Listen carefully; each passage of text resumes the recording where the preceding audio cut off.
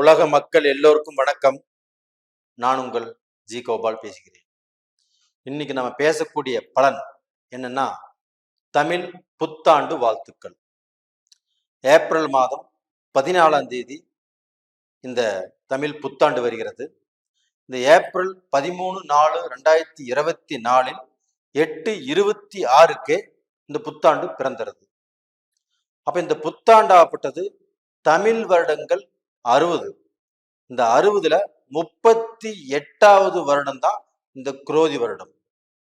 அப்ப இந்த குரோதி வருடம் ஆகப்பட்டது கடக ராசிக்காரர்களுக்கு எப்படி இருக்கும்? அப்ப இந்த குரோதி வருடம் பிறக்கும் போது பிரம்ம முகூர்த்தத்தில், அதாவது 3 to 4:30 3 விளக்கோ 5 விளக்கோ 7 விளக்கோ அகல் விளக்கு ஏற்றி தெய்வத்தை வழிபடணும். அது போக இந்த காரிய சித்தி மாலையை 11 முறை கேட்கணும். இப்படி கேட்பதால் அந்த விநாயகருடைய அனுகிரகம் உங்களுடைய வாழ்க்கையில இந்த குரோதி வருடத்துல பலவிதமான கஷ்டங்கள் விலகி எல்லா விதமான நன்மைக்கும் அந்த விநாயகர் உங்களுக்கு துணை இருப்பாரு. அப்ப இந்த குரோதி வருடத்தினுடைய பலன்கள் கடக ராசிக்காரங்கள். அப்ப இந்த கடக ராசிக்காரங்களுக்கு இப்ப அஷ்டம சனி நடக்குது. அப்ப இந்த அஷ்டம சனி காலகட்டத்திலும் அவங்களுக்கு ஒரு தைரியம் வரணும், ஒரு தன்னம்பிக்கை வரணும், ஒரு வீரம் வரணும். அப்படின்னா பிரசக்தி பெற்ற ஆஞ்சநேயருடைய வழிபாடு மெட்ராஸ்ல பாத்தீங்கன்னா ஆழ்வார்பேட்டை, நாமக்கல், கும்பகோணம், சுசீந்திரம், இது மாதிரி நிறைய இடங்கள்ல ஆஞ்சநேயர் கோயில் இருக்குது. அப்படி இல்லைன்னா கூட நீங்க இருக்கக்கூடிய ஊர்லயே ஆஞ்சநேயர் கோயிலுக்கு போய் அந்த ஆஞ்சநேயருக்கு வெத்தலை மாலை போட்டு, அப்படி இல்லைன்னா வெத்தலையாவது வாங்கி வச்சு நீங்க தரிசனம் பண்ணிட்டு வாங்க. அப்படி பண்ணிட்டு வரும்போது நம்மளுக்கு நல்ல தைரியம் கிடைக்கும், ஒரு தன்னம்பிக்கை கிடைக்கும். இந்த அஷ்டம சனி காலகட்டத்திலையும் நம்ம எதையுமே சாதிச்சிருவோம், நம்மளுக்கு இருக்கக்கூடிய தடைகள் விலகும், நம்மளுடைய பிரச்சனைகள் தீரும், நம்ம குழப்பத்திலிருந்து வெளியில வருவோம் அப்படின்னு வேண்டிட்டு வாங்க. நீங்க வேண்டியபடியே கண்டிப்பாக இந்த குரோதி வருடத்தில் நடக்கும். அது போக உங்களுடைய மக்களுடைய வாழ்க்கையில இப்ப உங்க மக்களாகப்பட்டது நல்லா படிக்கல, இல்ல அவங்களுக்கு வேலை கிடைக்கல, இல்ல அவங்களுக்கு திருமணம் ஆகக்கூடிய வயசுல திருமணம் நடக்கல, இல்ல எல்லாமே முடிஞ்சது ஒரு வேலைக்கு போயிருக்கிறாங்க, அந்த வேலை சிறப்பாக இல்லை, இப்படின்னு மக்கள்னால எந்த குறை இருந்தாலும் அந்த குறைகளாகப்பட்டது இந்த காலகட்டத்தில் தீரும் தீரும் தீரும். அப்ப கடகராசியில பிறந்த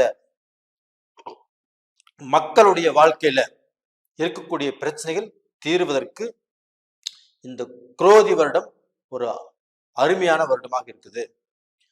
அதே சமயத்துல தன்னுடைய மக்களாகப்பட்டது திருமணமாகி குழந்தை பாக்கியம் இல்லாமலோ, இல்ல குடும்பத்துல கணவன் மனைவிக்கு பிரச்சனைகள் குழப்பங்கள் இது மாதிரியோ, இல்ல கணவன் மனைவி பிரிஞ்சிருக்கிறாங்களோ, இவங்க எல்லாத்துக்குமே கணவன் மனைவி சேர்ந்து வாழக்கூடிய வாய்ப்புகள் இருக்கிறது. அது போக அவங்களுக்கு இருக்கக்கூடிய குறைகள், புத்திர பாக்கிய குறை இருக்குதுன்னா அந்த புத்திர பாக்கிய குறையும் நிவர்த்தியாகும். அப்ப இந்த குரோதி வருடத்துல அவங்களுக்கு மருத்துவ ரீதியாக பார்த்தாலும் சரி, இயற்கையாக அவங்களுக்கு அந்த கரு நிற்பதற்குண்டான வாய்ப்புகள் இருக்குது. அப்ப இப்படிப்பட்ட சூழ்நிலை இருக்கிறதுனால இது கண்டிப்பாக நடக்கும். இது நடக்கும்போது அந்த குழந்தையை பெற்ற பெற்றோர்கள் நீங்க அடையக்கூடிய சந்தோஷத்துக்கு அளவே இல்லை. அந்த சந்தோஷம் இந்த வருடத்தில் கண்டிப்பாக இருக்குது. இது போக பாத்தீங்கன்னா அரசியல்வாதிகள் அவங்களுடைய வாழ்க்கையிலுமே ஒரு நல்ல மாற்றம், அடுத்தவங்க உங்களை பார்த்து பெருமைப்படக்கூடிய அளவுக்கு உங்களுடைய நிலைகள் உயரும், உங்களை பார்த்து ஆச்சரியப்படக்கூடிய அளவுக்கு பெருமைப்படக்கூடிய அளவுக்கு உங்களுடைய அந்த அந்தஸ்துங்கிறது கண்டிப்பாக மாறும். அரசியலுமே நீங்க நல்ல பேர் எடுப்பீங்க. எதிர்பாராத இடத்திலிருந்து எதிர்பாராத செய்திகள் உங்களுக்கு வந்து சேரும். அப்போ கடகராசியில பிறந்த ஆண் பெண்களுக்கும் இந்த குரோதி வருடத்தில் ஒரு அருமையான நட்பலனாகப்பட்டது இருக்குது. அப்ப இதே சமயத்துல பாத்தீங்கன்னா இந்த கவர்மெண்ட் ஜாப்ல இருக்கிறவங்களுக்கும் ப்ரமோஷன் கிடைக்கும். அப்ப அவங்க ஒரு படி மேல வரக்கூடியவர்களுக்கு வாய்ப்புகள் இருக்குது. இது மட்டும் இல்லைங்க, இந்த ஆண் பெண் இவங்களுக்கு இருக்கக்கூடிய அந்த சங்கடம் சலிப்புகளாகப்பட்டது தீர்ந்து அவங்க நல்ல நிலைக்கு வரக்கூடிய அமைப்பு இருக்குது. அப்ப நீங்க இந்த அஷ்டம சனி காலகட்டத்துல ஒரு கையெழுத்து போடுறீங்க, ஒரு டாக்குமெண்ட்ல சைன் பண்றீங்க, இந்த மாதிரி விஷயத்துல மட்டும் கொஞ்சம் யோசனை செய்து உங்க மனைவி இருந்தா மனைவி கிட்ட கேட்டு, இல்ல உங்களுக்கு பெரியவங்க இருந்தா பெரியவங்க கிட்ட கேட்டு அந்த சைன் பண்ணுங்க. அதே சமயத்துல இப்ப இந்த அஷ்டம சனி காலகட்டத்துல கொஞ்சம் டென்ஷன் உருவாகும் உங்களுக்கு. அப்ப அந்த டென்ஷனை கண்டிப்பா குறைச்சுக்கோங்க. அப்ப அந்த டென்ஷன்னால நீங்க உங்க பக்கத்துல இருக்கிறவங்களை சங்கடப்படுத்துறதுக்கு ஆளாகும். அப்படி சங்கடப்படுத்தாதீங்க. அப்போ இந்த சமயத்துல ஒரு சாந்தம் வேணும், ஒரு அமைதி வேணும். அப்ப அந்த அமைதியை ஏற்படுத்திக்கிறதுக்கு பாருங்க. அப்ப இது போக நீங்க செய்யக்கூடிய தொழில், நீங்க செய்யக்கூடிய பிசினஸ், நீங்க செய்யக்கூடிய வியாபாரத்துல ஒரு முன்னேற்றம் கிடைக்குமா அப்படின்னா கண்டிப்பாக முன்னேற்றம் கிடைப்பதற்குண்டான வாய்ப்புகள் நல்லா இருக்குது. அது மட்டும் இல்லைங்க, நீங்க இந்த வருஷத்துல ஒரு படி முன்னுக்கு வர போறீங்க.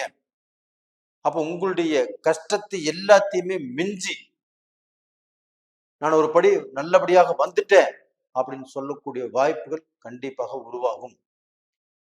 அப்ப அதே சமயத்துல இந்த கடகராசியில பிறந்து இப்ப வாழ்ந்துட்டு இருக்கிறவங்க அவங்க நிறைய பேர் பார்க்க போனா வாழ்க்கையில மன நிம்மதி இல்லாம பிரிஞ்சிருக்கிறாங்க. ஒரு சிலருக்கு பார்க்க போனா அந்த வாழ்க்கையில தன்னுடைய துணைவையை இழந்து வாழ்ந்துட்டு இருக்கிறாங்க. இப்படிப்பட்டவங்களுக்கு பிரிந்தவர் குடும்பம் ஒன்று சேரும். அதே சமயத்துல அவங்க வாழ்க்கையில பிரிஞ்சிருக்கிறவங்களுக்கு மறுமணம் அப்படிங்கிறது அமைவதற்குண்டான வாய்ப்பு இருக்குது. அப்ப இந்த அஷ்டம சனியிலும் கண்டிப்பாக சுபகாரியங்கள் நடக்குமா அப்படின்னா நடக்கும். கல்யாண காரியங்கள் கண்டிப்பாக நடக்கும். பிரிந்தவர்கள் ஒன்று சேருவாங்க.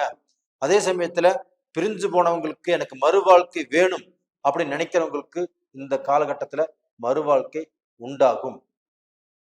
அப்ப இதன் காரணமாக கடகராசியில பிறந்தவங்க கண்டிப்பாக அவங்க வாழ்க்கையில ஒரு அமைதி, ஒரு சாந்திங்கிறது கண்டிப்பாக கிடைக்கும். அப்ப டோட்டலா பாத்தீங்கன்னா இந்த கடகராசியில பிறந்தவங்க இப்போ அவங்க கடைபிடிக்க வேண்டிய விஷயம் என்னன்னா கொஞ்சம் அமைதியாக, கொஞ்சம் சாந்தமாக இருப்பது நல்லது.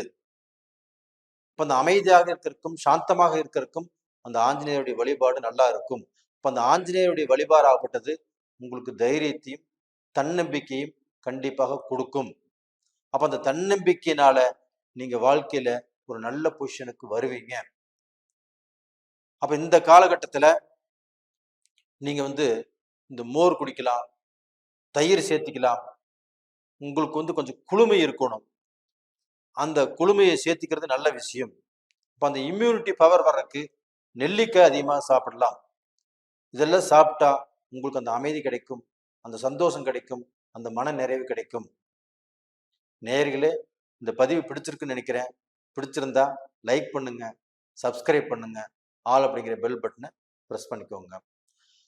உங்களுடைய ஜென்ம ஜாதகத்தில் நடக்கக்கூடிய தசா புத்திகள் சாதகமாக இருக்கிறதா பாதகமாக இருக்கிறதா? ஏன்னா அந்த ஜென்ம ஜாதகம் தான் உங்களுடைய தலையெழுத்தை நிர்ணயம் பண்ணும். அப்ப அந்த ஜாதகத்தை பார்த்துட்டு நீங்க லைஃப்ல நீங்க இப்போ இந்த வருஷத்துல எந்த முடிவு பண்ணினாலும் உங்க ஜாதகத்தை பார்த்துட்டு நீங்க எந்த முயற்சிகள் பண்ணினாலும் உங்க ஜாதகத்தை பாருங்க. வாட்ஸ்அப் பண்ணுங்க. கீழே 2 நம்பர் கொடுத்துருக்குறோம். கால் பண்ணுங்க, இல்ல வாட்ஸ்அப் பண்ணுங்க. உங்களிடமிருந்து விடைபெறுவது உங்களின் ஜி கோபால். நன்றி, வணக்கம்.